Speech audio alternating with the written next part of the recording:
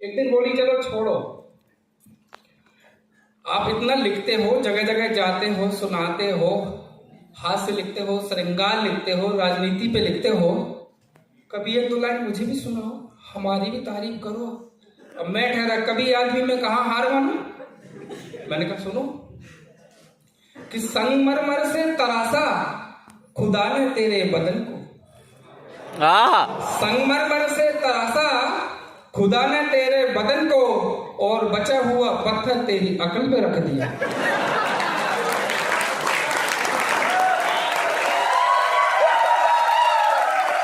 क्या बात है भाई साहब, उस दिन क्या था, वो दिन है और आज का दिन है, इशारों में बात हो रही है। तो मैंने हाथ जोड़े, मैंने कहा हे देवी, नस नस में बसी हो तुम, बस बस में नहीं हो। मैंने कहा पहली और आखिरी गलती समझ के माफ करो। एक गलती और हुई थी साहब, उनका जन्मदिन था, तो हमसे बोली कि गहने देना। हम कहा ठीक है। अब हम भूल गए, तो शाम को घर आए, बोले हम आपसे नाराज हैं, बात नहीं करेंगे। मैंने कहा क्यों? बोले हमने आपसे कहा था कि हमारे जन्मदिन पे गहने देना, और आपने दिया खाली डिब्बा। जानते हैं दोस्तों में कितनी शर्म आई हमें। तो हमने कहा शर्म ही तो औरत का गहना है पगली। ऐसे हो जाते हैं भाई साहब। और ये जब से कवि बने हैं तो बहुत सारे मसले खड़े हो रहे हैं। एक हमारा दोस्त, जिगरी दोस्त, वो भी मुंह फुलाए बैठा है। हालांकि हमने उसको सकारात्मक वे में बोला था।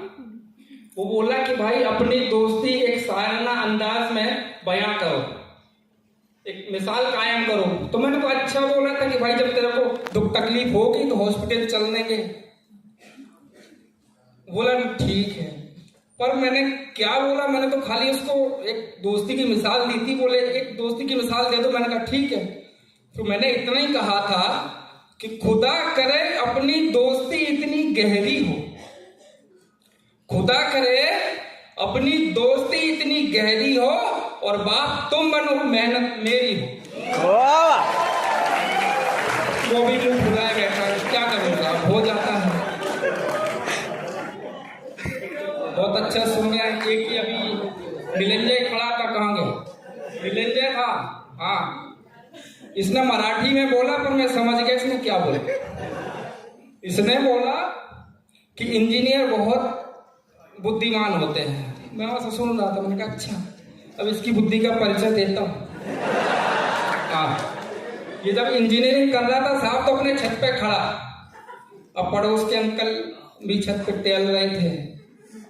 इससे पूछा हाँ बेटा इंजीनियरिंग कर रहे हो? बोले जी अंकल। तो बेटा आगे क्या सोचा है? बोले बस अंकल टंकी भरते ही मोटर बंद करने की सोच रहा हूं। वो क्या पूछ रहे हैं, ये क्या सोच रहे हैं। अब ये दो चार बच्चे यहाँ खड़े थे, कुछ शेरो शायरी कर रहे थे, हालांकि अच्छी थी, लेकिन स्त्री और पुल्लिंग का भेद भूल गए साहब। मैंने कहा कोई बात नहीं, ये प्यार मोहब्बत की बातें भी कर रहे थे। तो मैं बता दूं साहब कि मेरा तो प्यार मोहब्बत से दूर दूर का कोई नाता नहीं है। प्यार सबसे नफरत है साहब मुझे। क्यों? साबित करता हूं कि वो जो कहती थी कि मैं मर जाऊंगी तुम्हारे बिना, वो जो कहती थी कि मैं मर जाऊंगी तुम्हारे बिना, और कल ही तीसरा बच्चा हो गया उसका, वो भी हमारे बिना। ठोको ताली।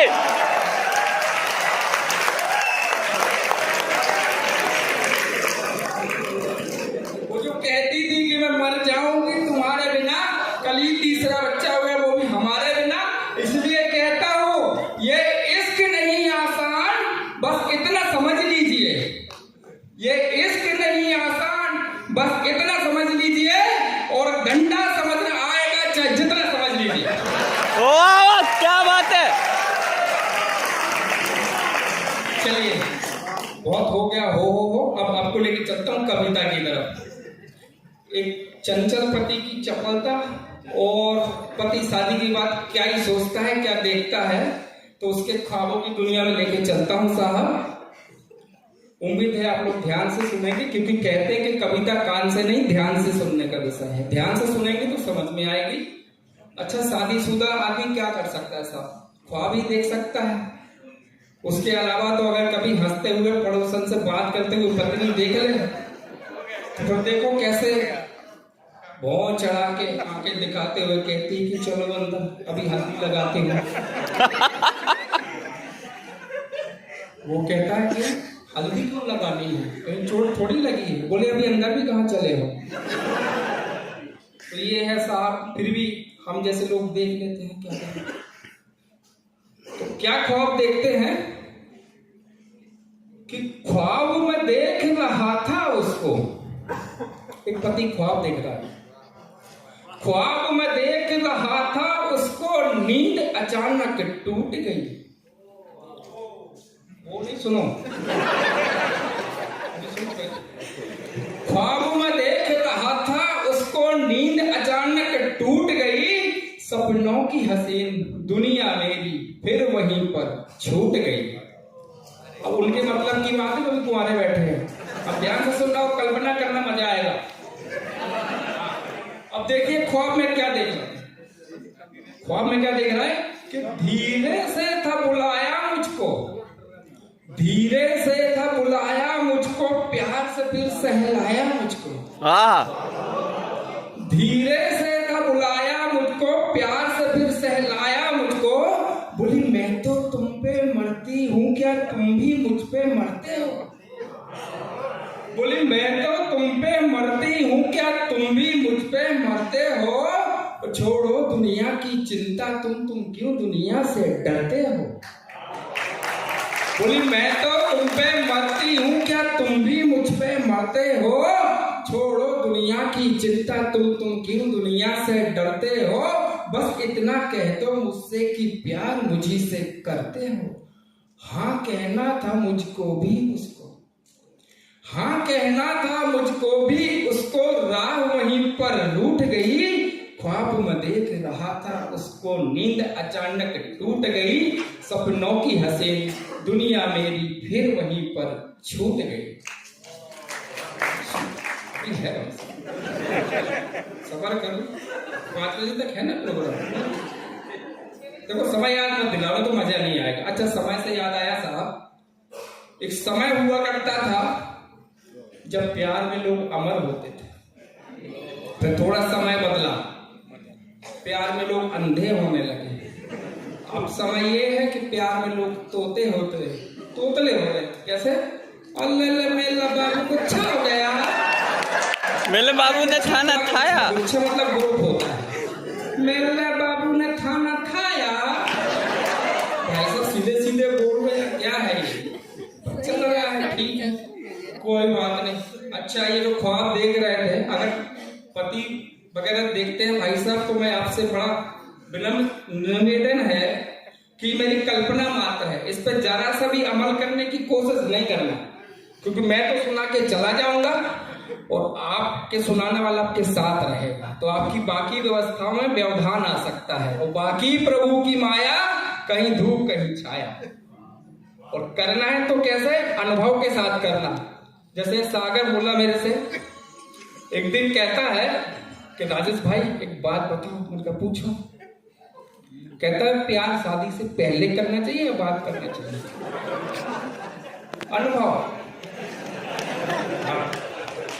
मेरे से पूछा कि एक बात बताओ, प्यार शादी से पहले करना चाहिए या बाद में करना चाहिए। मैंने कहा गुरु ऐसा है, कभी भी कर लो, बस बीवी को पता नहीं चले।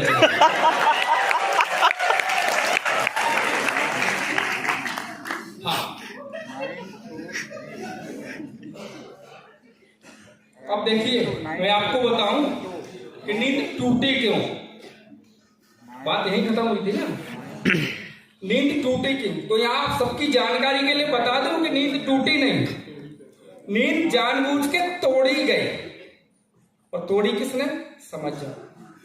चाय का कप देते हुए पत्नी बोली चाय पी लो। और क्या बोलते हैं सुनिए आप, कि माना कि नींद में थे मगर चेहरे पे रौनक आई थी। अब अगर अगली पंक्ति में कविता आप लोगों तक पहुंच जाए तो तालियों का महोत्सव मिले।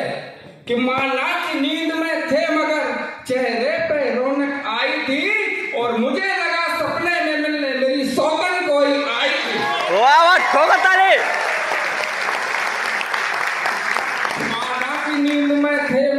चेहरे पे रौनक आई थी और मुझे लगा सपने में मिलने मेरी सौतन कोई आई थी।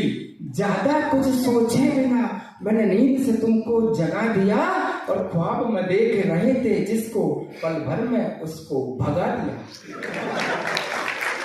आगे मुझसे बोली कि मैं भी तो तुम पे मरती हूँ। आगे मुझसे बोली कि मैं भी तो तुम पे मरती हूँ, किसी और में तुम ना खो जाओ बस इतना सा डरती हूँ। और कोशिश कर लो चाहे जितनी, धोखा तुम्हें ना देने दूंगी, ख्वाब में भी तुम चाहो पर किसी और का मैं ना होने दूंगी। कोशिश कर लो चाहे जितनी, धोखा तुम्हें न देने दूंगी, ख्वाब में भी चाहो तुम पर किसी और का मैं ना होने दूंगी। मैंने भी यही बस चाहा है कि मैं ही बनी परछाई रहूं। मैंने भी यही बस चाहा है कि मैं ही बनी परछाई रहूं। ख्वाब हो या हो हकीकत तन मन में मैं ही छाई रहूं। तो नींद टूटी नहीं तुड़ाई गई, नींद टूटी नहीं तुड़ाई गई, दुनिया छूटी नहीं छुड़ाई गई। और चाय के बहाने से पत्नी मेरे सपनों की दुनिया लूट गई। ख्वाब में देख रहा था उसको नींद अचानक टूट गई। सपनों की हसीन दुनिया मेरी फिर वहीं पर छूट गई। और आखिरी मुक्तक से अपनी जगह लूंगा कि हंसना हंसाना काम है मेरा, हंसना हंसाना काम है मेरा, राजेश लखेरिया नाम है मेरा। अपनाओ अपनों को सदा बस यही पैगाम है मेरा। क्या कडक परफॉर्मन्स दिया है राजेश सर ने। काय मग मंडळी एन्जॉय करताय ना? तो सब ठीक है, इस सर की कविता सुनने के